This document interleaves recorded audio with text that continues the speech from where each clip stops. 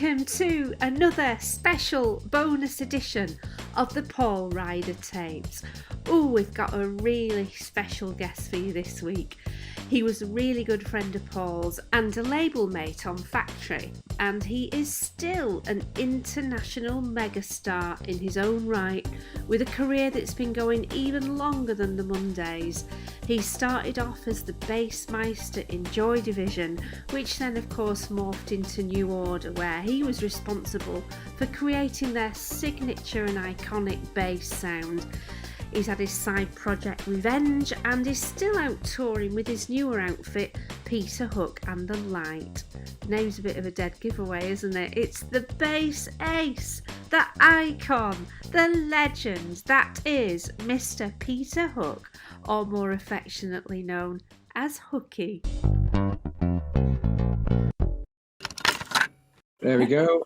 We met when you DJ'd at Chico's fundraiser. I met you then, and then I met you before I met Paul.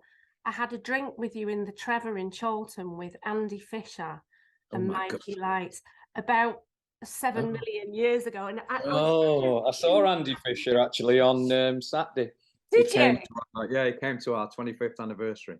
Wow, I haven't seen him. I haven't seen him probably since that night. Well, we should start whenever you like. Yeah, we already did start. This is. Well, there you go. Then. Fantastic.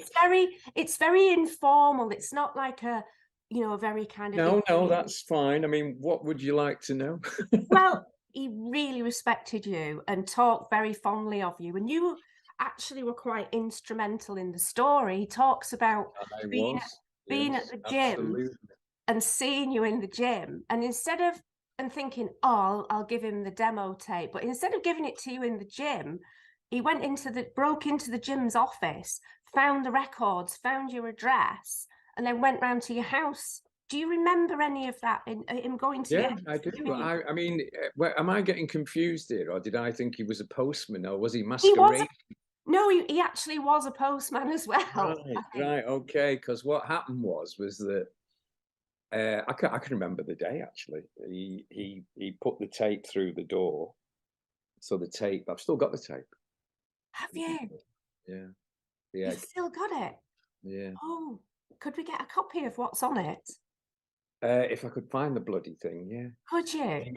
Well, see, what happened is that when I did the Joy Division auction, I found it. And I put it with my New Order cassettes. So when I did the New Order auction, I couldn't find it. And I thought, where the hell have I put it? So I've got the Hacienda auction to do next. So I'm thinking that it's somewhere in my pile of Hacienda crap. Oh, okay. It's huge, but I have seen it, and I've seen it quite recently, funnily enough, because as soon as I came across it, I thought, oh my God, there's the bloody tape that Paul put through my letterbox. Because what happened is that I was actually there when it came through the letterbox. So I opened the door and there was a postman there and looked a bit shocked. And I said, oh, have you put through this through the door? Because it was just a cassette. No explanation or anything. Literally just no letter with it or anything? Not in an envelope? No, just the cassette. Right. So he said, yeah. He said, it's my band. Could you have a listen? And I was like, yeah, of course. Why not? It wasn't the first time that it had happened to me. And it's not the last either. So he went off. I can't even remember it. I wouldn't even say sheepishly. To be honest, he just went, right, thanks. And this was when I lived in Moston. So I think the reason that I managed to catch him so quickly was that the front door was into the living room. Yeah. So literally, I think I was sat on the stairs, because I used to sit on the stairs and watch telly, because I think if in those days we didn't have a settee, we only had 2 deck chairs, and this is when we were very poor. And my friend had come round and broken one of the deck chairs. Right. So my girlfriend was sat in the deck chair, and I used to sit on the stairs and watch. Was this in the Joy Division days? No, it was New Order. Was it? Yeah, it was New Order, yeah. And my ear would be here, and the letterbox was there. So when you put the tape through, I was there, you know, and that's why I managed to open the door and, you know, catch it. What happened then was that all of us, me and Bernard specifically, were producing all the factory acts. We were using New Order's equipment to enhance, shall we say, also to give us experience, also because we loved it. And we loved doing it, the pair of us, me and Barney in particular. And we would hijack all New Order's gear and do all our recording projects with it. I'd already done the Stockholm Monsters, Royal Family and the Poor. I'd done quite a few by that time, as had Barney. So when I got the tape and listened to it, I thought, wow, this is interesting. I wouldn't say it was of the highest quality, but it certainly had a shambolic edginess to it that was very interesting. And when you consider how the Mondays sound is very accepted now as a big influence on a lot of people, that sound, that sort of shambling, you know, a lot of looseness but funkiness type thing came across in the demo. Wow. So I took it to factory and I gave it to Tony Wilson and said, you should listen to this. They sound really good. They come from Little Alton. He must have told me that it was from Little Alton. Yeah. Because we had a big thing in common. Now, was Shaun a postman as well? Yeah, because Shaun tells a story where he used to steal my postcards that I used to send my mother in Little Hulton. What a bastard. He's never changed that. And he tells this story. I'm sure it was in one of his books. He said, yeah, I used to pull the postcard out and it'd be from me. So he'd keep it. No wonder my mother used to go mad at me for not bloody keeping in touch, because he was stealing the freaking postcards. So anyway, tall story, that one. yes, but interesting one. So the thing is that Tony had the tape. I gave him the tape. I don't know why he gave it me back. I know. I was going to say it's a miracle that you got it back. Yeah. I sort of carried on then, and Barney came into the rehearsal room and said to me, "Oh, I'm producing this new band from Little Alton, from where you used to live." And I went, "Oh yeah." And he said, "Yeah." He said, "The Happy Mondays." And I went, "You bastard!" Phoned Tony up. I said, "You fucking bastard! I brought you that tape, and you've given it him to produce." I was really, really annoyed. And him and Derek Johnson, wasn't it, went on to do the production of whatever they did for the Mondays. And what did that become? What they produced with that? Oh God, I mean, it must have been the first single. Yeah. But I mean, I went like that then. You bastards. I was really, really pissed off. I noticed in Bezzy's book that he didn't mention that his first gig with the Happy Mondays was at the Hacienda supporting New Order. Right. He made it sound like the Happy Mondays were playing on their own, which may have been wishful thinking on his part. But yeah, once they were in the fold, they became very, very close, as we always had been. As soon as a band appeared on Factory and we became friends with them, like Certain Ratio would play with us all the time. And then it became the same for the Mondays. They started to play with us all the time. And of course, they then, once they were on Factory, their, shall we say, their interest level in the Hacienda went up, because then they could get in for free. And they really did become, you know, a big part of that whole Hacienda mess. I think that was 1984 when he gave me the tape. I'm not absolutely sure. But yeah, I mean, it went on to, of course, when we were all off our heads completely in 1987. Do you remember the first time you saw him after he'd given you the tape and they'd started to do stuff? Like, did he ever come up to you and go, "Thanks for that"? No, I don't remember anything like that, because then they became a big part. Whenever we went to Factory, they were always there. Like us, they were skint. Like us, they were very light-fingered. That Salford tar brush does. And we were always going down there, nicking stuff, always hanging out together. We always used to hang out together in the hacienda. I saw them probably much more than I wanted to, if the truth be told. I know so much about them. I remember the first night that their manager, what's he called? McGough, yeah. I remember I knew him, and he was telling me that he was going to see the Mondays to be their manager, because they were practicing in the same pub that the Stockholm Monsters used to practice. It was at the back of Wetherspoons in Piccadilly. On the corner, it was a right shithole. And he was telling me he was going up because he was thinking of being their manager. And I was like, well, fucking good luck, mate. You're going to need it. And Paul and Shaun had fallen out. When he got there, Paul was there with the rest of the band, and Shaun came in late. And when Shaun arrived, Paul promptly got out a penknife and stabbed him. No. You never heard that one? No. Paul Yeah. stabbed Shaun? Yeah. Seriously? Nathan McGough. But it's only a penknife. Oh. But I mean, same intent, you know. It wasn't like he wasn't waiting for him with a machete. He must have been so fucking pissed off with him that he just thought, fuck you, have that, you know. I don't even know where he stabbed him, but I remember Nathan McGough being absolutely appalled and shocked and in bits. And I said, are you going to manage him then? And he went, of course I am.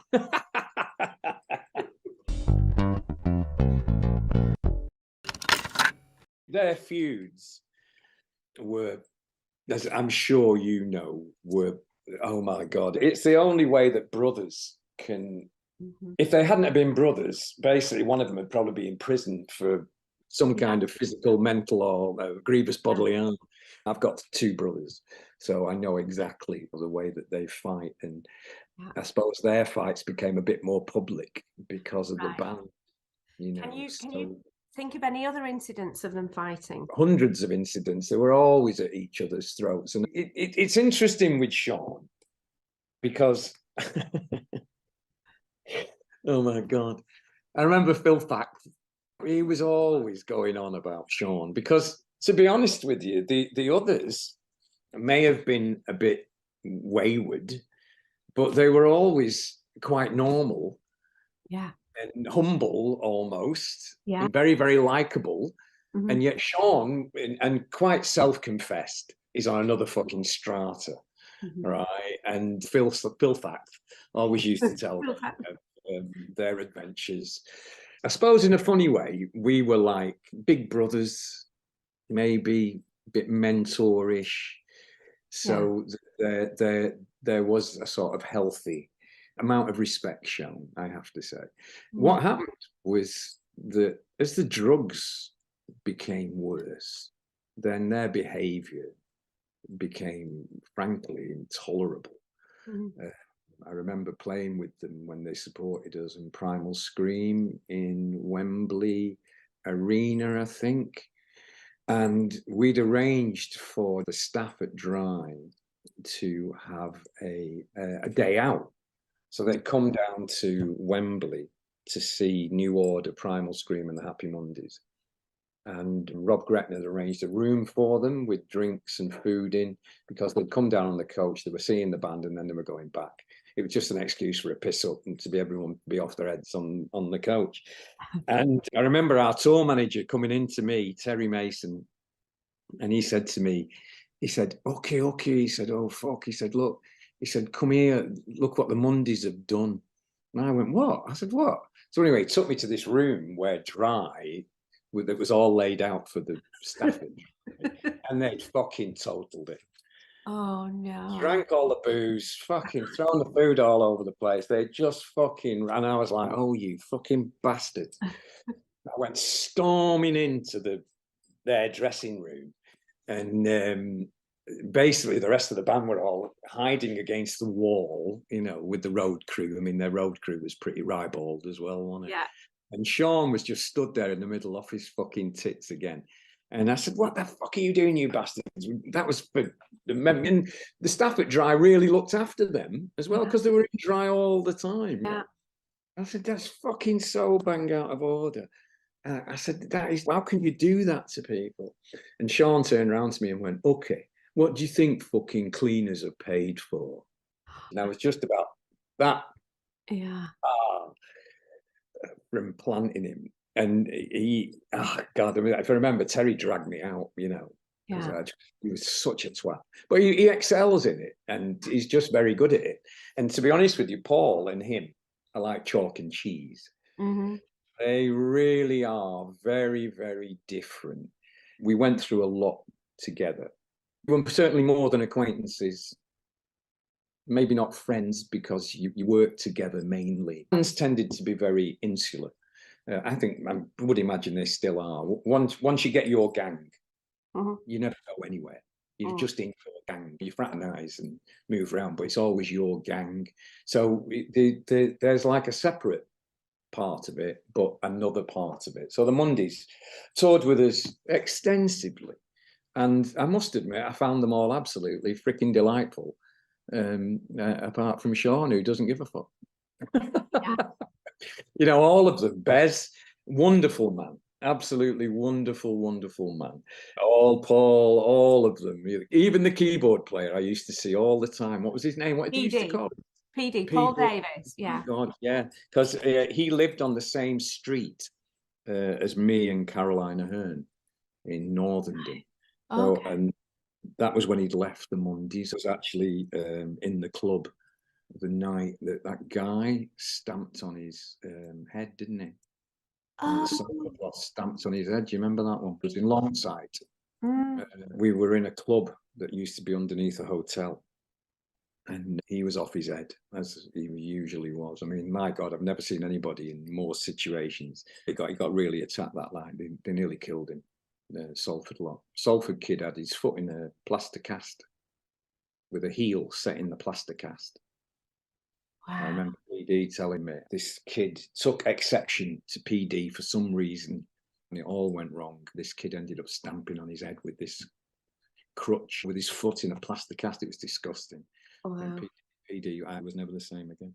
But yeah, so anyway, Paul and I, when we played in this tent, PD was at his keyboard, but he was hung backwards, like he was doing the limbo. And everybody seemed to be moving around him like it was quite normal. And I was going, what the fuck? He looked like he was just about to limbo dance at the keyboard, with his hand on the keyboard, with his face right up at the ceiling of this fucking tent. And I went over to Paul and I said, is he all right? And Paul just went, no, don't worry about him, Hooky. He said, we're just trying out some new drugs on him. Oh, really? What, new recreational drugs or medical drugs? Probably medical.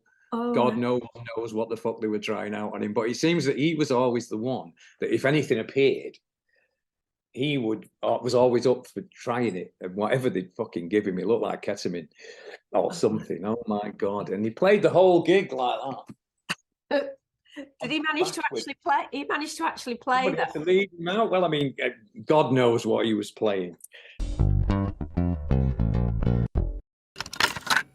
So yeah, I mean, thinking about our relationship, it was actually a very long relationship, right the way through all of Factory, and even that aspect of knowing them all, Rowetta, Bez, Paul, all of them, right the way through. So I suppose there's always been a closeness. Yeah, I mean, I was talking to Rowetta. She was at our 25th anniversary, and she was saying that I was so delighted for them to see that they got those gigs in America. Because they've never been able to go back to America since that infamous interview, the one where they were homophobic. I know them, and it was just Northern taking the piss. Right. But unfortunately, sometimes our sense of humour from the North does not translate very well, especially with Americans. No. So yeah, I mean, it was very sad news. I remember going up to him. I live in Mallorca in the summer. Wow.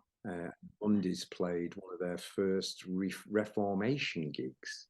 They played at Mallorca Rocks. Right. And I was able to go and see them all, and it was when the first time that they actually got the original lineup. Because Shaun actually did a lot of gigs with the Hacienda, with God knows some. Yeah, with other random musicians that weren't actually the real Mondays. Some of them were just bizarre.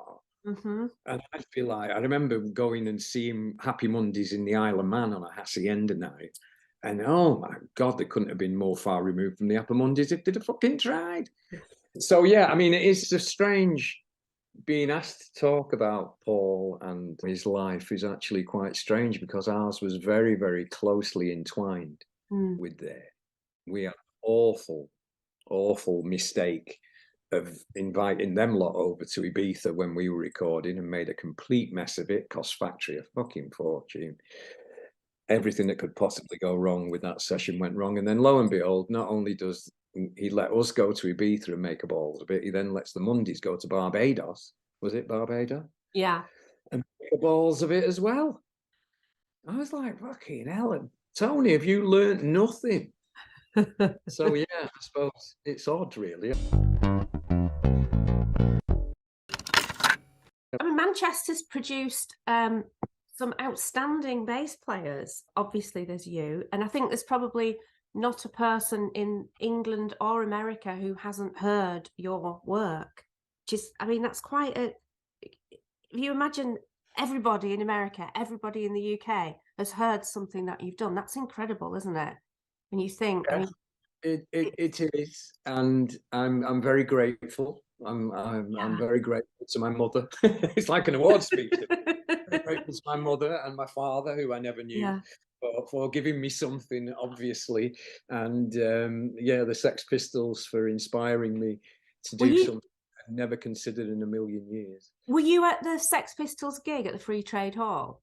Yes, I was at both, and it was me. I'd been reading about them in the music press, and I was on holiday in Cornwall. 4 of us were sleeping in my car. Some holiday. I bought I can't remember whether it was Sounds or the Melody Maker, and the front picture was the Sex Pistols fighting at the screen on the green. Right. So I was aware of punk, even though I was a heavy metal fan. To me, their attitude and their sort of everyday life, their struggle, if you like, sort of rang a lot more bells with me than Jimmy Page or Ozzy Osbourne, even though I liked heavy metal music. So I was intrigued by it. When I came home, I noticed I always read the evening news. I still do it now every day. I always read the evening news cover to cover. And in the small ads, I spotted an advert for the Sex Pistols at the Leicester Free Trade Hall for 50p. And I phoned Barney up and said, listen, I said, there's a band we should go and see. It's only 50p, although probably 50p then was quite a lot of money. Yeah. I said, we should go and see these bands. I said, they have a fight at every gig. That was the allure. So me, Barney, and Terry Mason, my friend from school, and Barney's wife went to see them.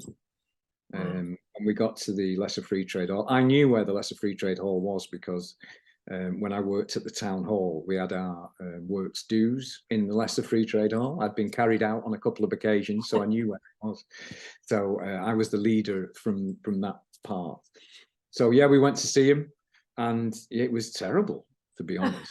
They were bloody awful. They were fucking terrible. It was just a massive feedback. And Johnny Rotten telling everyone to fuck off.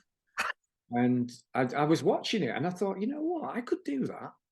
I could tell everyone to fuck off. Barney had a guitar and I simply said to him on the way out, I said, we should form a band. We should form a punk band. And he went, all right, you go and get a bass. And I went, right. And of course, I didn't know what a bass was. Amazing. Yeah. When I went to the shop, I said to the guy, I want a bass guitar. And he said, oh, how about this one? And I went, oh, no. I said, that's only got 4 strings.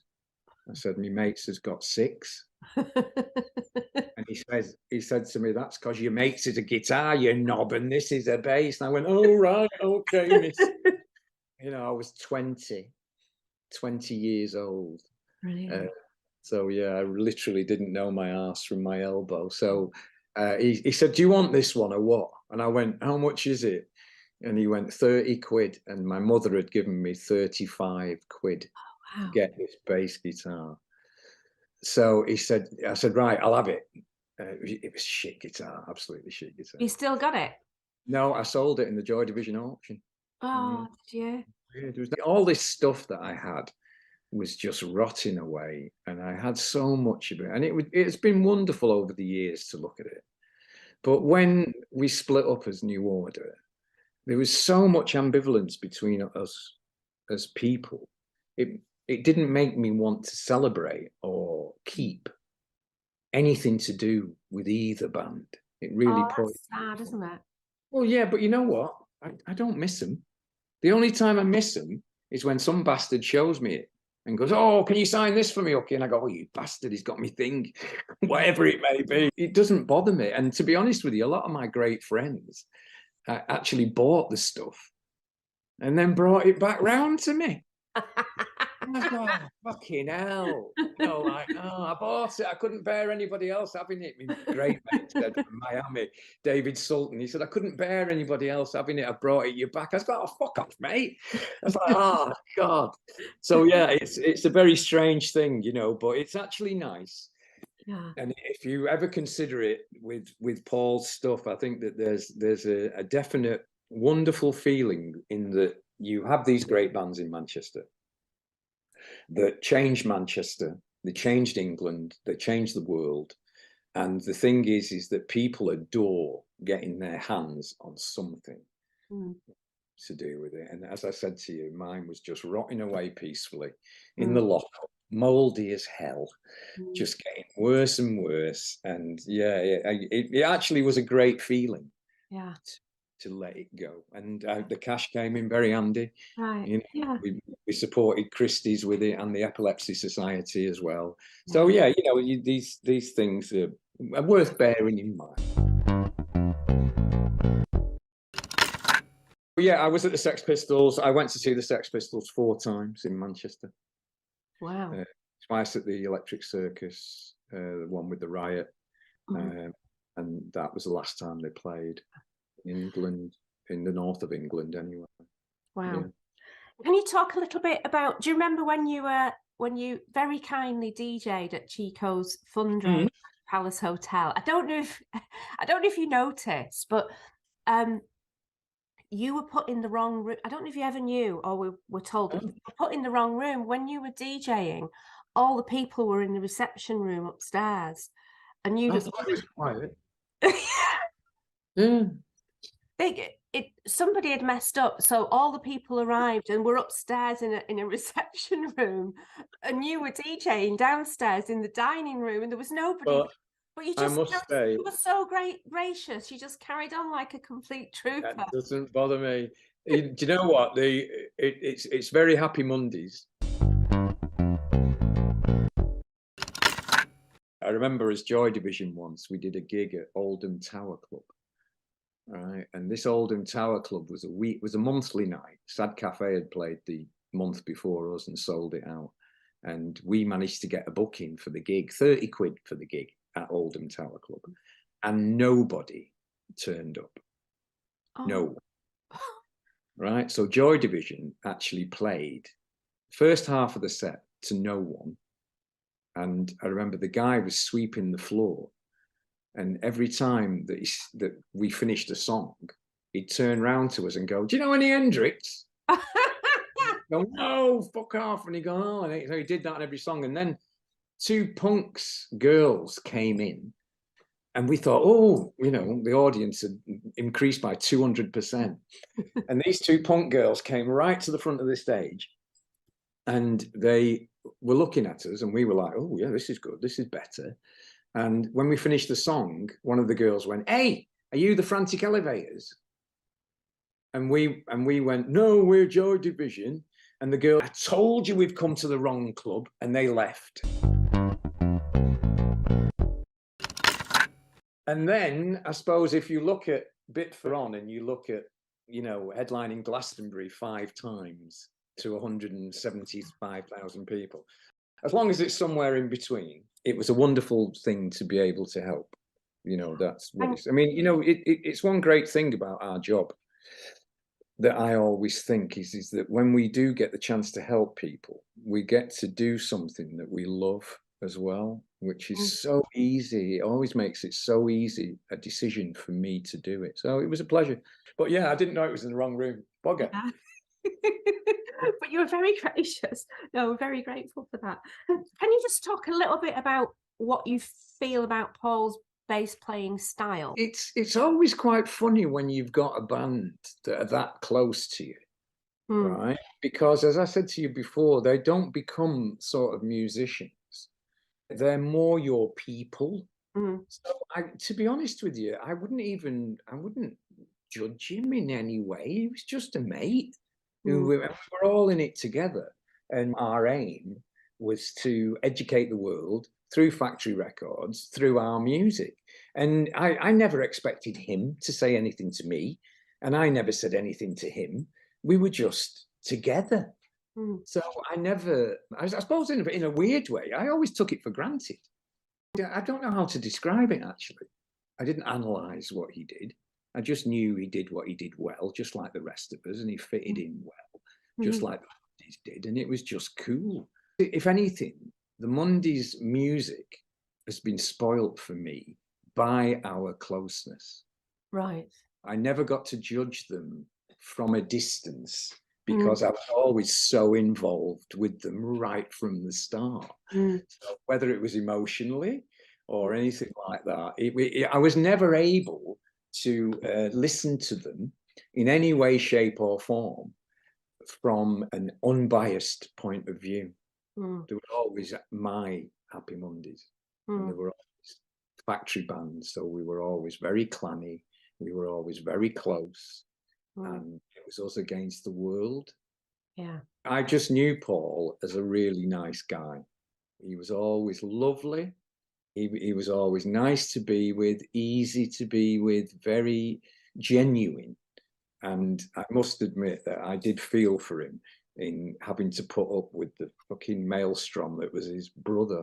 So a lot of the time, that was our mutual bond, if you like, going, oh, fucking hell, what's he done now? We were always having to put up with him in some way. Like, as I told you before, when the gig in London, and he was suffering, if you like, in the same way.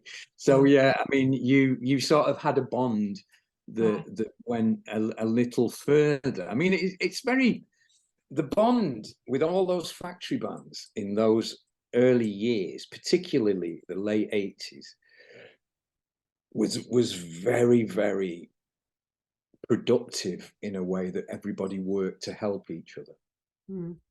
And it was really nice for that because everybody liked Tony. Yeah. Rob Breton was fantastic to the Mondays. He really, really did help them, look after them. Nathan was Nathan. He could be a very strange character, Nathan. But I always found the band as a whole to be absolutely lovely. And whenever I was with them, it always felt like coming home. Yeah. I went to New York with them when we did the Hacienda night in New York, spent the week with them. You just so easily relaxed into it. And it became our struggle, not their struggle. It was all ours, and we did it all together. And it was a wonder, thinking about it now, and I must admit, you've actually brought something out there, that it was very special, that stable mates thing, especially with the Hacienda, because what happened then was our social life became entwined as well. I mean, I remember got the kitchen once. Did you ever go there? The kitchen? Yes. Yeah. Yes. It was the two flats knocked into one, didn't it? That's And a lovely kid used to run the door. Everyone was off their fucking heads. I was off my head when I went in there. And the Mondays were all in. Paul was there with everyone else and Bez. And they had like a house band playing. And Bez kept coming over to me and going, okay, get on the bass. And this guy playing the bass was about 6 foot black dude. He was immense. And I kept saying to Paul, you play the fucking bass, you play it. And he's going, no, you play it. And Bez is going, okay, fucking you play it and all this. And I was like, I was off my head on ecstasy, absolutely trolling. And in the end, Bez went over to this dude took the bass off him, came over to me and gave it me. And I was trying to give it Paul, and he was like that, and he's going, oh my God. And this dude was just like, you know, oh man. In the end, I had to get up and go home.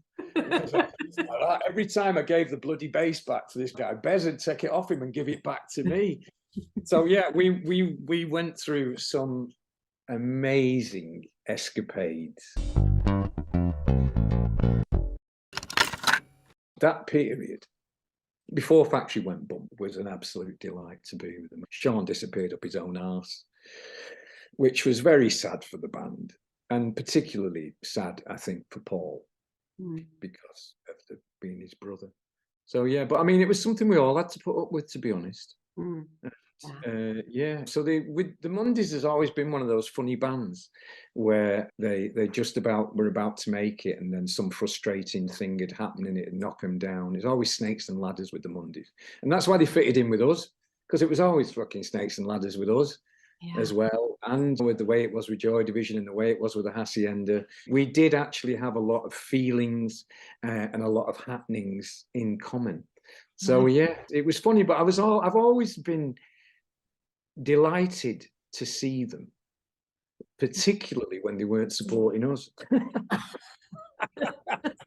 Rest, you know, I'd be like, oh my God. I remember one gig at GMEX that was absolutely incredible, and we all suffered, we all made mistakes. I think our retinue of people that we had round us wasn't healthy, and I think the Mondays went through that as well. Absolutely, yeah, they did. Got them a bad name, and again, you'd be going down that ladder. Every time someone's pushing you up in a funny way, you're always doing something to fuck it up. And I think we all made a hell of a lot of mistakes in the late 80s, early 90s. So yeah, but I suppose it's that funny thing, we all made it together. Yeah. Did you go to the funeral? Yes, I did. Yeah, I heard that you were there, but I didn't see you. Do you have any memories of that event? Yes, I did have the awful bloody feeling that every one of us was sat there thinking, who's going to be fucking next? It really was rock royalty.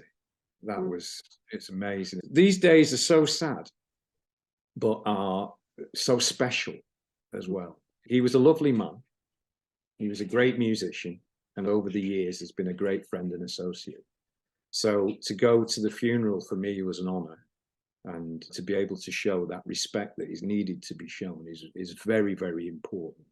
And I must admit, I was very proud of Ian McCulloch doing what he did, and Rowetta, and everybody being there. It was very important to do that. I'm one of the people that thinks that these things are important. Yeah. Oh, you would have loved it. He would have absolutely loved it. I'm sure the older you get, the more important it becomes to think that there's an afterlife. So I'm sure he was up there laughing his bollocks off. Definitely. You know, seeing everybody together. And funnily enough, his funeral was one of the reasons that made me and my wife desperate to celebrate our 25th anniversary. Because we've got the people you were seeing at his funeral, I hadn't seen for years. And it was so wonderful. I was like, wow. And I was saying to my wife, and she said, well, that's why we need to celebrate something that's not a bloody funeral. Do you know, it's funny you should say that, because I've not lived in Manchester for 14 years, but the funeral do afterwards, I saw so many old friends, and I thought, we need to see each other more frequently. I know. Funerals.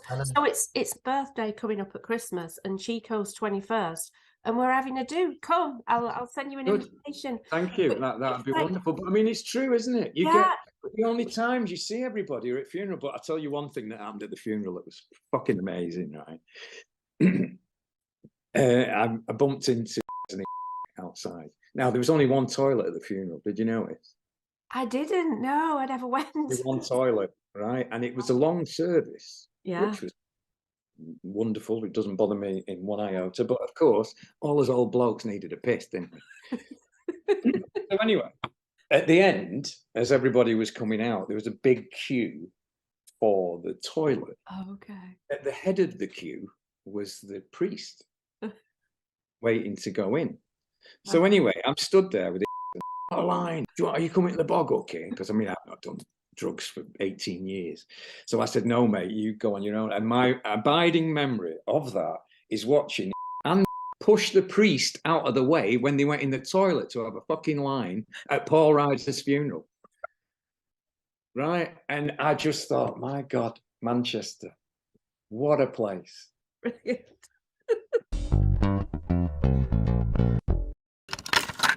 Oh, that is spectacular. Maybe I should do a book. Yeah, let's do we'll do a podcast with you. It's always a pleasure because, again, we've been very lucky. As a musician, I've been very lucky. We've worked hard, but we have had luck. The Mondays, and I'm delighted that they're still going, and I'm delighted that they're doing so well because they've had to work hard and they've had so many ups and downs. It's almost criminal the way that we've all been having to go up and down just because we're shit at business.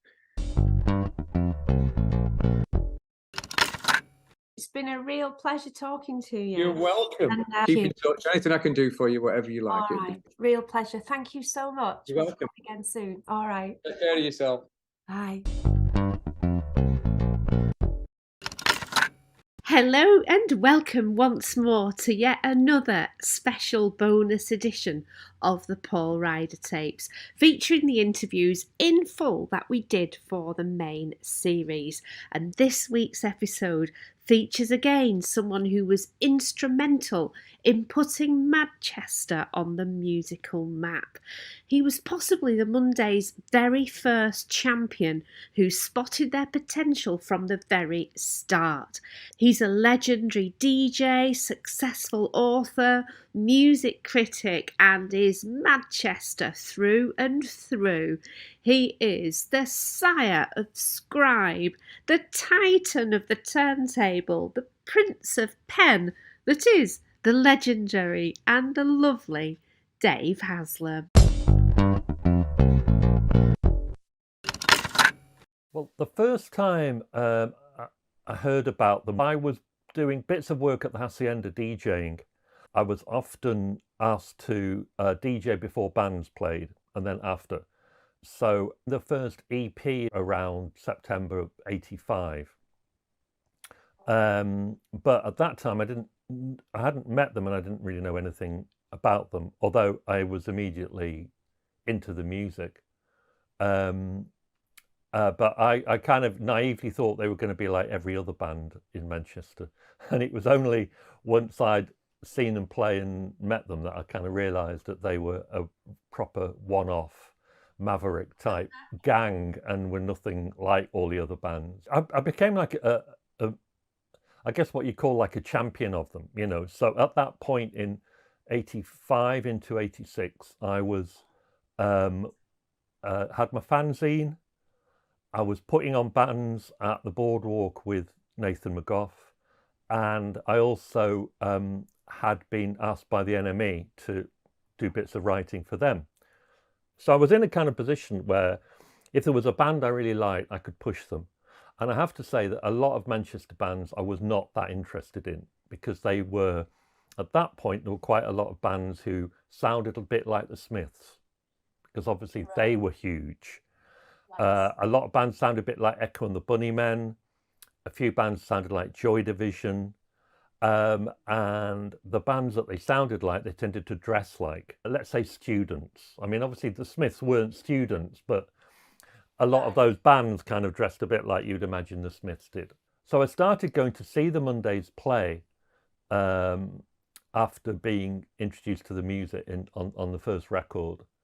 And that's when I kind of realised that casual, Perry boy, whatever, that look, no other band was sporting that, you know. I mean, that was a different look. When the first album came out, I persuaded the NME that I should do the review. You know, and the way these things work is, bands at that point, certainly, even now, they need people to kind of knock on doors for them. You know, because at Factory, there's no big PR machine, there's no marketing. You know, everything kind of used to happen very much on what on a kind of whatever whim Tony Wilson wanted, you know, it was just, and so I remember asking if I could review the album, and I managed to get pretty good amount of space, a third of a page or something. And I kind of waxed lyrical about the album, but I'd still never had a conversation with them. Anyway, eventually, the Enemy also said to me, well, why don't you write a piece about some of these bands you're talking about, you know? And I honestly don't think the Mondays had ever been interviewed before, certainly not by a national music paper. And so when it would have been around the middle of 1986. In fact, I remember the NME and me having a conversation about the Mondays. And I said, I honestly don't think that it'll be like a serious interview. I kind of had the feeling from seeing them wandering around and playing that they weren't, again, going to be like the other bands who were going to be talking about vegetarianism or, you know, Thatcher. I kind of thought the conversation would be a bit more freestyle, shall we say. And I made a little note to myself before I went to the interview, not too serious, because I was quite a serious man, serious young lad. And I thought, I've got to approach this in a little bit more, yeah. So got the bus up to Cheetham Hill. I think this was before the first album, yeah, the middle of 86. Leicester Avenue, Cheetham Hill. I'm not sure whose flat that was. And of course, at that point, there's no research. You can't go on Google and find anything out. And you can't, there were no other interviews to go by. So I had no idea. I didn't even know really who was who. And I arrived and there were about 5 or 6 people in the room. And I thought, well, that's okay. That's the band. Because I knew there were 5 or 6 people in the band because Bez was at that point sort of in and out of the band. So, but it turned out, I think only 2 or maximum 3 of the lads in the room were actually in Happy Mondays. And the others were just part of the gang. They were just hanging out for the afternoon. And I mean, to be honest, that kind of set the scene for the Mondays forever. They were never, there was always a gang with them, you know. So, so only basically half the band had turned up, and they couldn't have been less bothered about helping me write something interesting about the band. Which band members were there? Honestly, I don't know. Shaun wasn't there, because at one point I remember saying, so, you know, looking around the room, desperately trying to work out what was going on. Well, who's the singer? And they're like, oh, he's not here. So I think Shaun and Bez were definitely not there. Not every band had a lot to say, but most bands would be, okay, the NME guy has come to interview us. Let's, you know, let's at least all turn up, number one. And number 2, let's say stuff that is interesting so that, you know, we come across well. You know, they're unknown. I mean, at that point, they were literally, they could have done a free gig in the middle of Manchester and nobody would have gone to see them.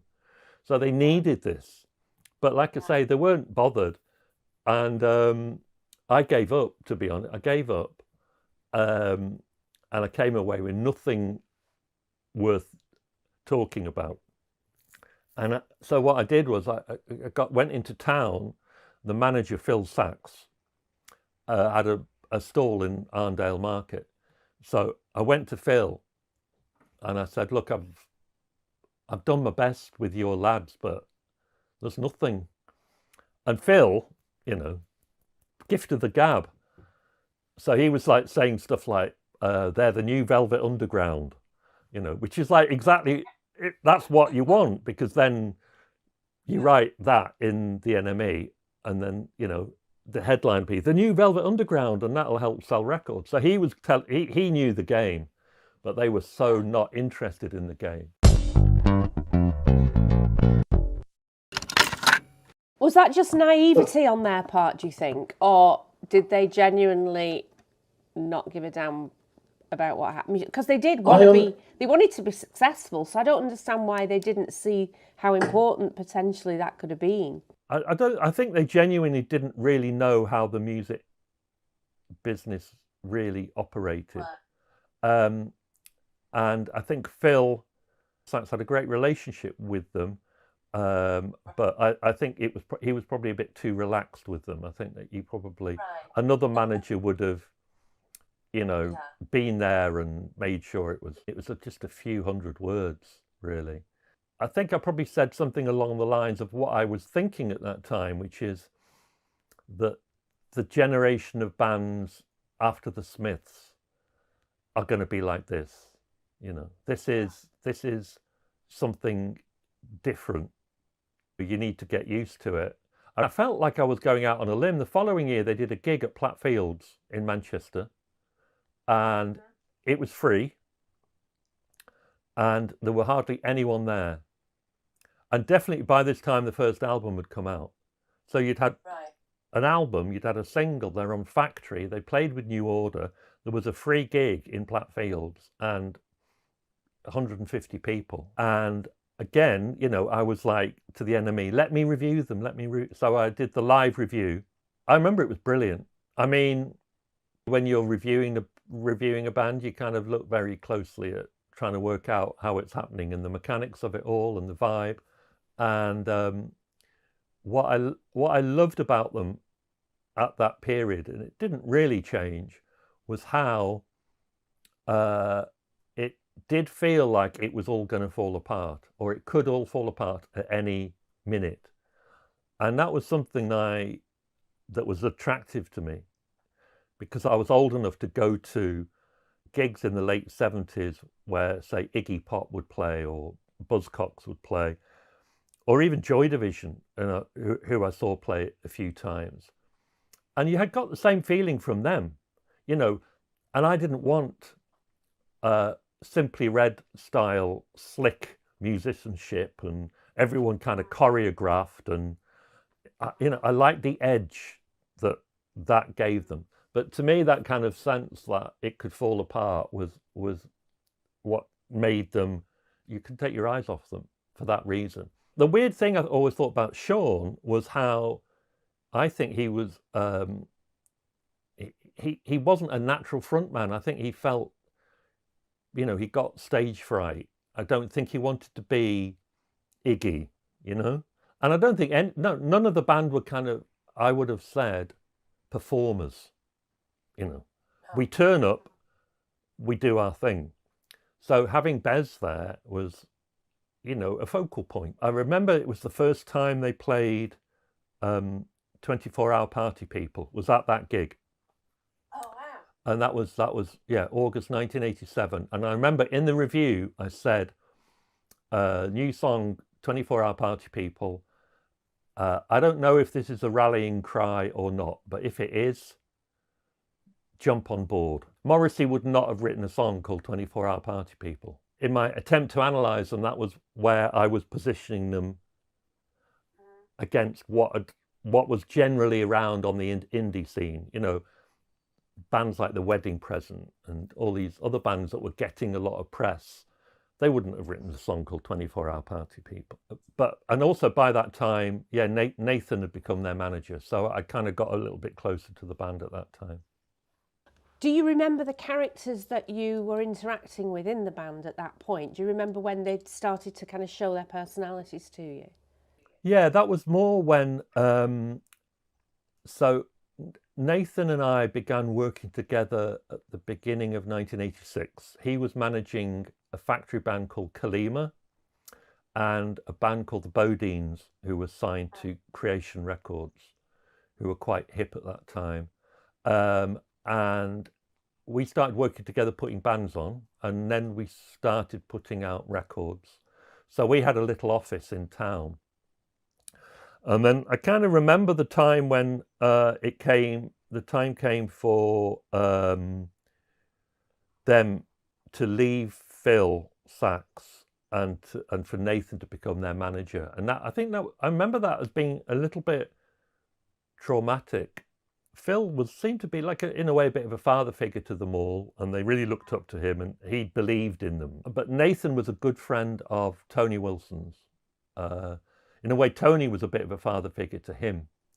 And Tony always had this thing, never to deal with a band who haven't got a manager.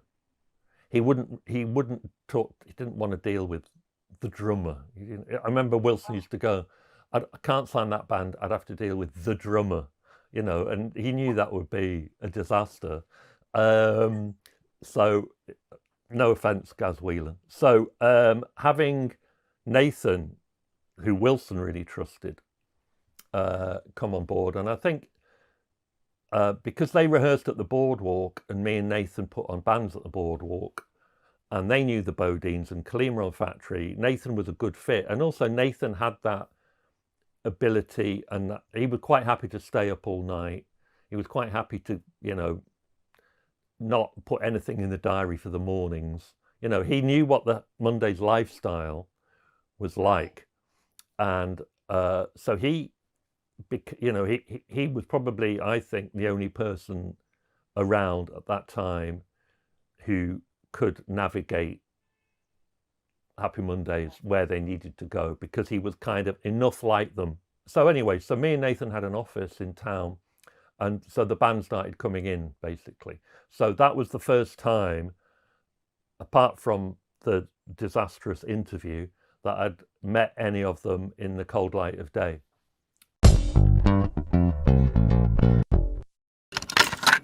I remember my main thing used to be to try and work out who were the flakiest, because Nathan was often not there, so I'd have to, they'd come in and they'd want to know where the gig was, or who'd booked the van, or can we have some cash. I do remember Paul was definitely not in the top 3 flakiest. Somebody met Shaun the other day and said they were a friend of mine, and he said, I don't think I've ever met Dave. I actually interviewed him for a TV show, and he used to walk into the office all the time. But so he was in the top 3 flakiest. I was DJing at the Hacienda on a Thursday and a Saturday, and they would come in on a Thursday particularly because I was the only DJ at the Hacienda who played any of their records. I think they felt at home at the Hacienda on any night, but I think on a Thursday musically kind of worked best for them. And that's kind of when I got to know all the characters, basically. What kind of impression did Paul give you? Well, Paul was very un-rock and roll starish. Paul came across quite self-effacing, quite cool about stuff. He never kicked off about anything. Because it's a high-pressured environment. You're a young band, you've got no money, the record label's got no money, your manager's got no money. Someone's got to get you down to London. Stuff happens, who are we going to blame? So having him in the band was, I think, probably gave the band, a little bit of an anchor, a bit of a ballast. So it didn't have to be chaos every day. I think musically, compared to some of the indie bands, I mean, Andy Rourke was a great bass player for the Smiths, so I'm not talking about them, but some of the other indie bands that were around, they had no sense of rhythm. It would be just like bang, bang, bang, bang. But to have that funkiness was, I think, very important to their sound. And they had that, obviously, there's this idea that all the white boys in Manchester had no rhythm or no inclination to dance until Ecstasy arrived, and then suddenly all the white boys danced. But that wasn't my memory of that period at all. I remember, lots of white kids into funk, into soul, into reggae. Paul was definitely had that eclectic music sense, which was, again, an important way of the band standing out.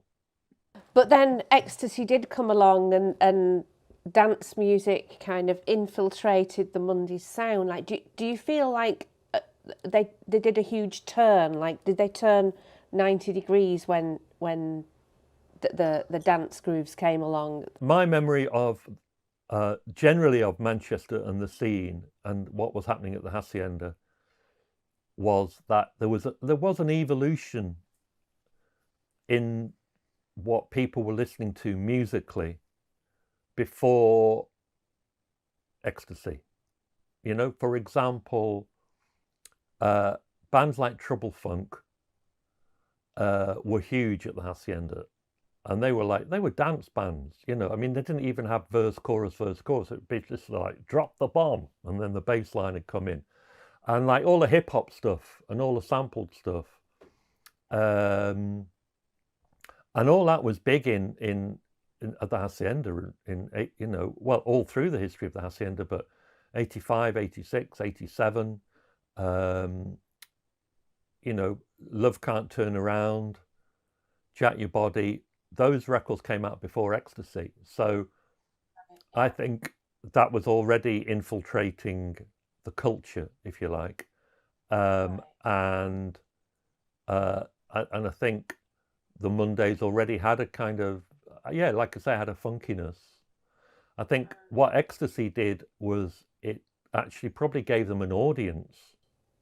Right. Oh, that's interesting. Rather than a new way of making music. You know, I think that loosened up maybe some of the audience to think, okay, I can relate to what is happening on stage, or I can relate to the records more. If you're talking about how music evolves and cult bands and scenes, it's not always about the music. It's often about how people look. And the drug. You know, every generation has the drug, which, you know, the end of the 1960s, LSD, you know, when acid arrived, it obviously it changed the music, but it also changed the audience. It changed the whole ambience of the world for youth culture anyway. So I think when ecstasy came along, it was like the final piece in the jigsaw.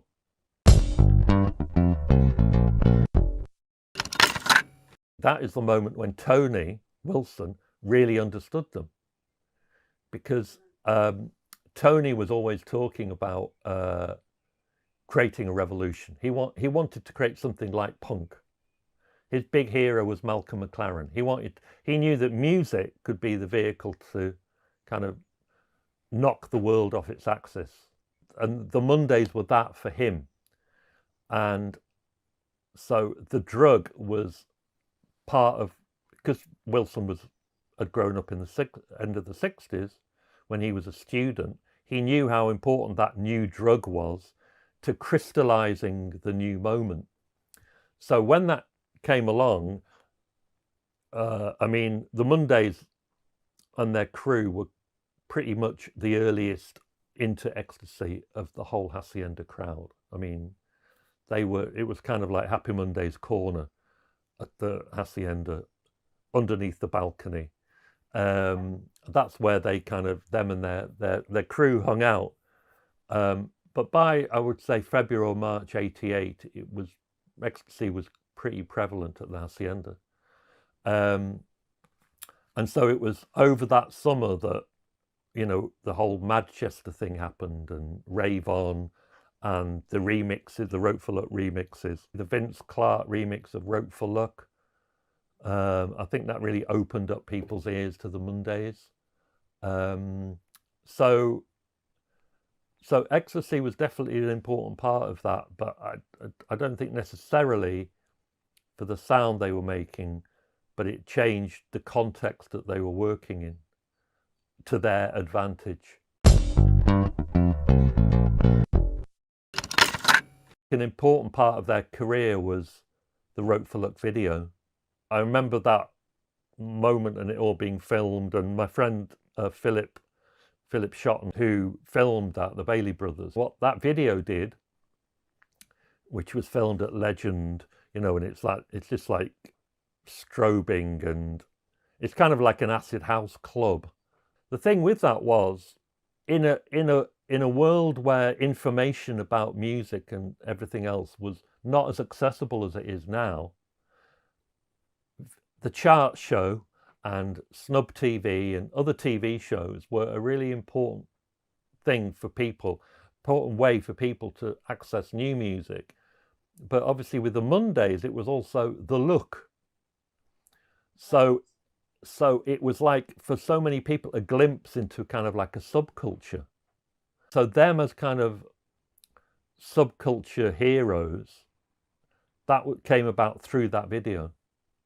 Because there would be, you know, kids looking for something a bit different, age whatever, 15, 16, on a Saturday watching the chart show.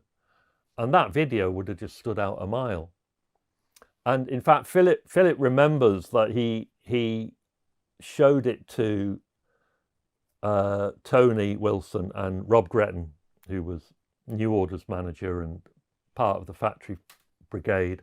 And yeah, Tony was like eulogizing about how great it was, you know, in his flamboyant style. And Rob said to Phil, 2 words, Sex Pistols. Because for him, it had the potential to do what Factory had always wanted to do, which was to create the Sex Pistols for a new generation. Not musically, but just in terms of what that band could achieve.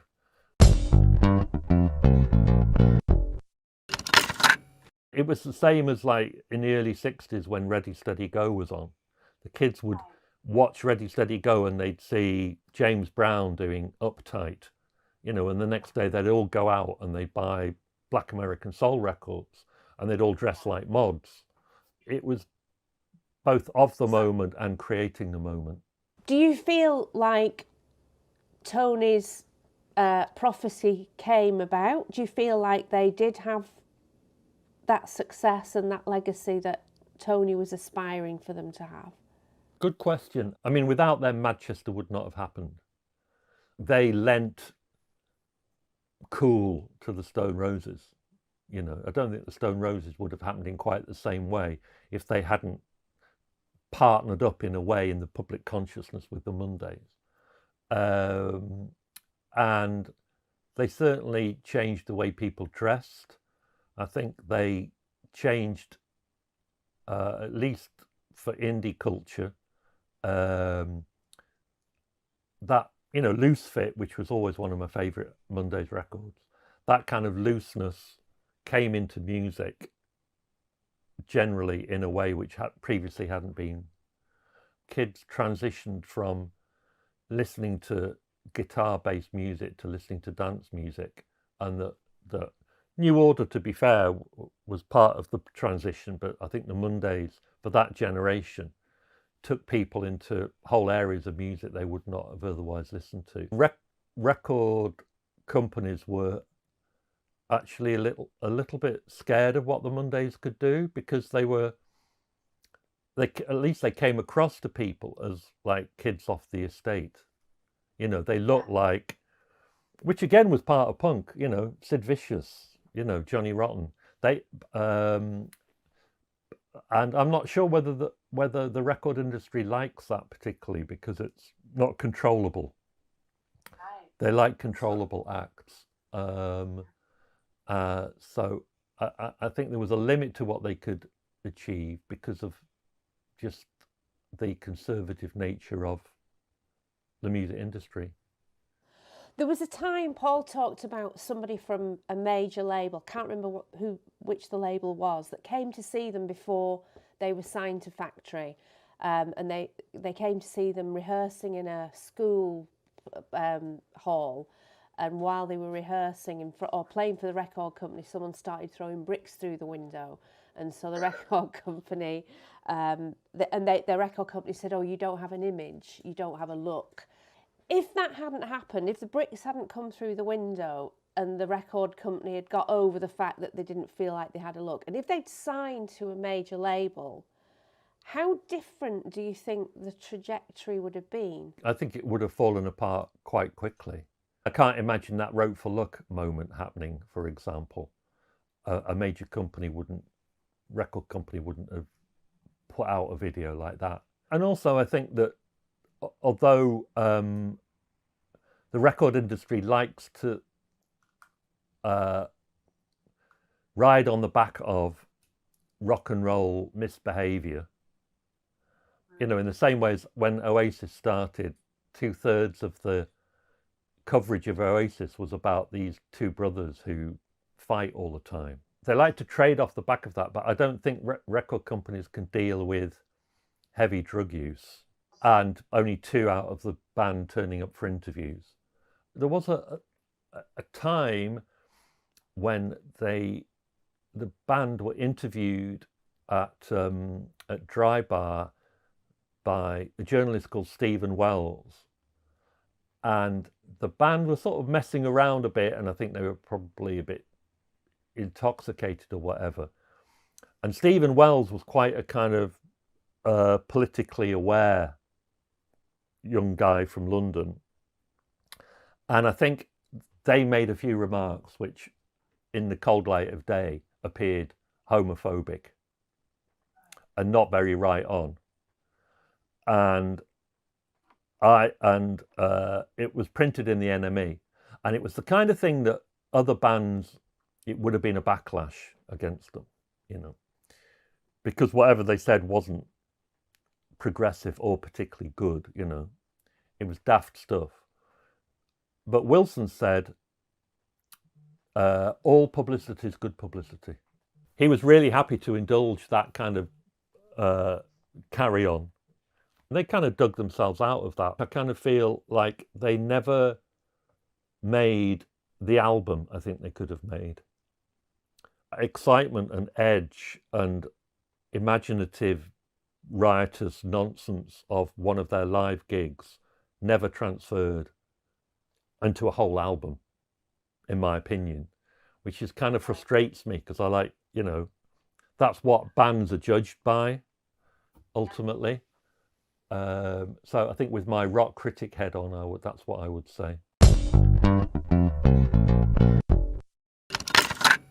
The only other time I interviewed them was I interviewed Shaun on his own. It was for Snub TV, which was quite an influential TV show back then. I think this must have been about 89, and I turned up at the appointed time, and he was asleep, and eventually woke up, sat me down on the sofa, and then he vomited for about 15 minutes, which is all on tape.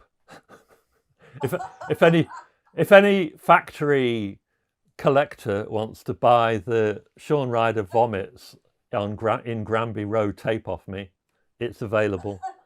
Yeah, then we did a bit of an interview, but it was hard work for different reasons. You know, there was a lot of chaos, and there was a lot of bad drugs. No one wins really in that situation. Do you think that the bad drugs are the reason why they didn't go on to produce more and more brilliant albums? Do you think that kind of was the death of them, or do you feel like without that they wouldn't have been what they were? I think probably without drugs, I'm not saying bad drugs, but generally without drugs, they probably would. Obviously, they'd probably made a different kind of music from the start.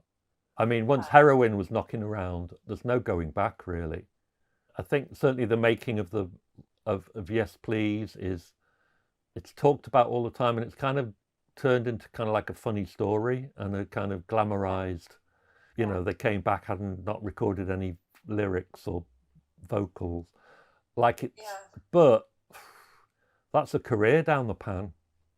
But also, of course, the context of making that album was, you know, Wilson and Factory were struggling as well. So in terms of there being a kind of a stable base to anything that was happening, that had all gone. Because again, working with Nathan, I kind of remember all the sort of, you know, the phone calls and the, you know, what we're going to do, and this isn't happening, and, you know, literally Factory going bankrupt, more, you know, and if this album doesn't, if we can't get this album out, it's all over, you know. And New Order had already gone on strike, more or less, and we're like, well, we're not doing another album to save the label. It was kind of crumbling away, wasn't it? So what would you say the legacy is of the Monday? How would you describe the legacy? I think, in a sense, the legacy is giving hope to bands that they can just express themselves in an authentic way, dress in an authentic way, live the life they want to lead, and there's a place for them in the music industry. I mean, I can't even point to bands that have attempted, let alone achieved, any kind of musical inspiration from them, because that's kind of almost impossible. It's kind of like the most un-Mondays thing you could do is to sound like the Mondays. But the attitude, I think, is the attitude is certainly something that you know, lots of bands have aspire to, you know, left, right, and centre. I mean, the other great thing is how they translated their own view of the world, and people all around the world bought into it. You know, I mean, I've been lucky enough to DJ a lot around the world, you know, and I remember one time I DJ'd in Peru, and I arrived at the venue and a queue of people waiting to get in the venue, some of them wearing Happy Mondays t-shirts. And I'm like, how does some kid in Peru understand anything about the Mondays? And yet they did, because there was something very unique and magical about the music.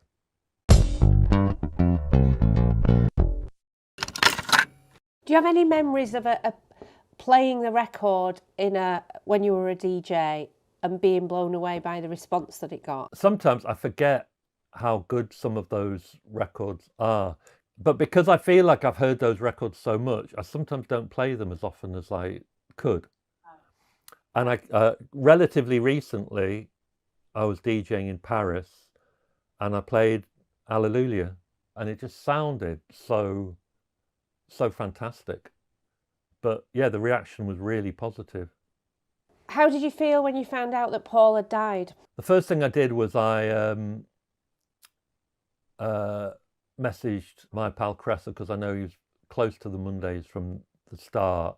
We were a proper community in the 80s. I think people are under the impression that my generation and Paul's, that, you know, one day we woke up and everybody was talking about Madchester. The saying is, it takes years of hard work to become an overnight success. You know, and by the time the Mondays were on Top of the Pops, you know, all the things I've talked about, you know, that's like November 1989. That's like 4 years on from the first single. And in that period, it felt like a collective effort. So I think when Paul died, it was like, wow, our crowd. You know, he was so important in our crowd, our extended family. That's like a tragedy and an eye opener, really. Yeah, it's leveler, isn't it? It makes us aware of our own mortality as well. But yeah. How do you feel that the Mondays will evolve now? Like, do you feel like it's the end for them? There's no reason why they can't go on and do their shows. The joke is always about groups like the Four Tops, who obviously their heyday was 50 years ago, and they go on tour and no one's ever sure how many of the Four Tops are in the Four Tops, but people will still go and see them because the music's so good. So that's just our generation's version of, you know, the Four Tops on tour with the Drifters. Who knows? Really, really appreciate you giving your time. Right, lovely. Okay. Yeah, thank you so much. Really nice to meet you, and I hopefully we'll meet in the flesh at some point. Yeah, brilliant. Yeah. Okay, nice one. All right, nice one, Dave. Thank you. See you. Take care.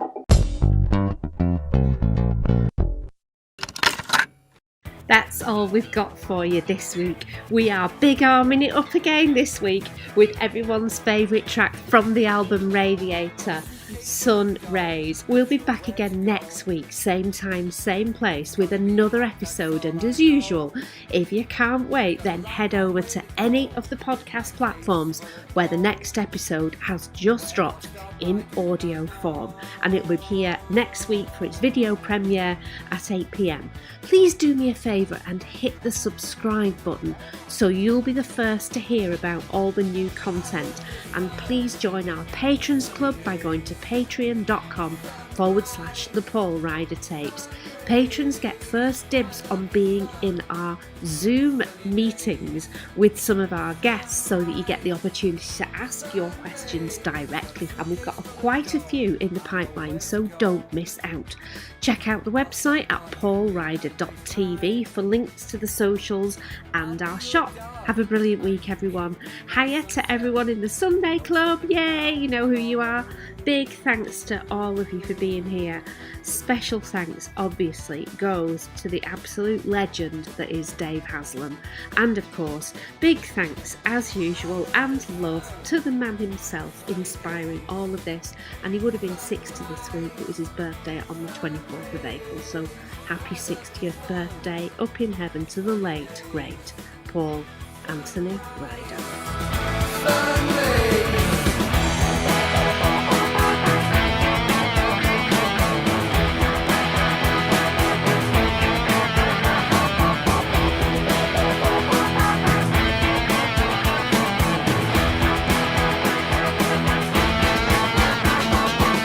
I've just arrived with my case full of dough. A Jamaican beach is now my home. I wanted huts, that's what I got. A Jamaican beach is now my home.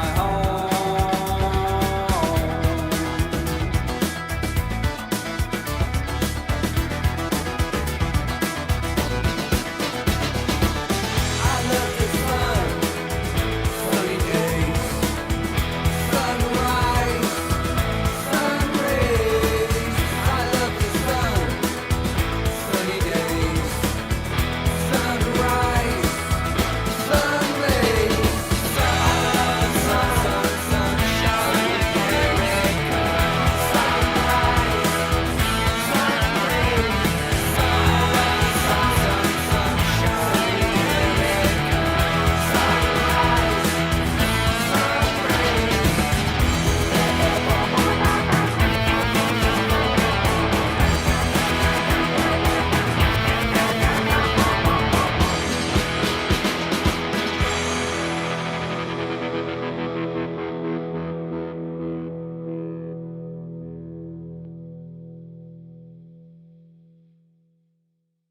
Glistening Productions.